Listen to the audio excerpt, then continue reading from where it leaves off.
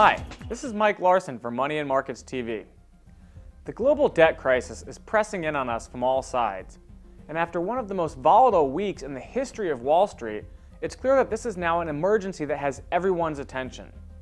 So for that reason, I'm going to be speaking to you every day this week about how we got here, what's next, and what you should be doing to protect yourself and profit. The public debt crisis that's left Europe in tatters began more than a decade ago.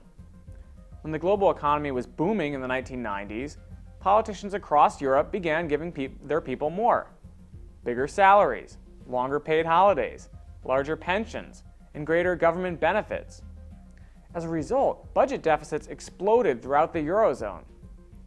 Greece's deficit to GDP ratio surged from 5.2% to 10.5% between 2005 and 2010.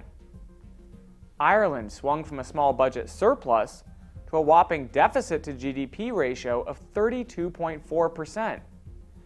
And even AAA-rated France, which investors are now starting to worry about, is sinking deeper into a budgetary hole. We can all see the consequences of that spending binge in lost jobs, skyrocketing interest rates, and even bloodshed in the streets across Europe.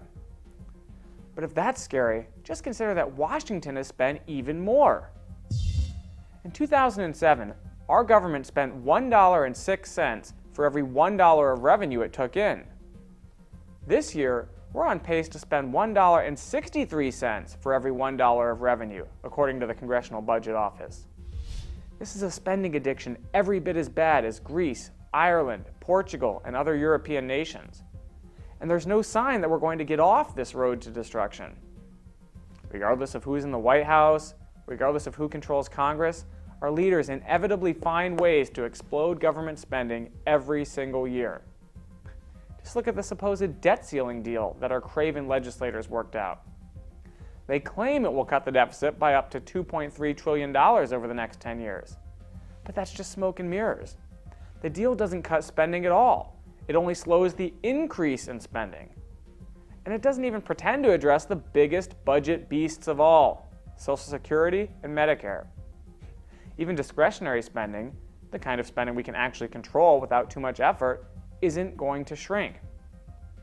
Meanwhile, the so-called super committee, the one that's supposed to come up with a plan to cut spending once and for all, it's going to split evenly along party lines and end up as another spectacular failure. Here's the bottom line, folks.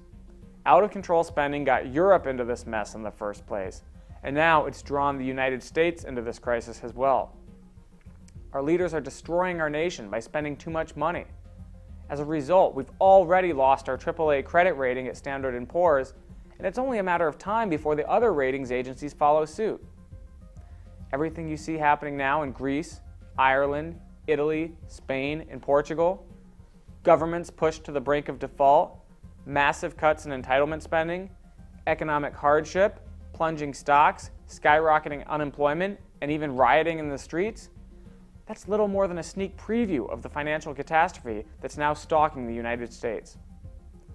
So in each of this week's videos, I'll examine one more step along this road to financial doomsday, which is leading us to an historic, world-changing event that will soon alter all of our lives forever. This event and the path of destruction preceding it should be the #1 consideration in every financial decision that you make for the next several years.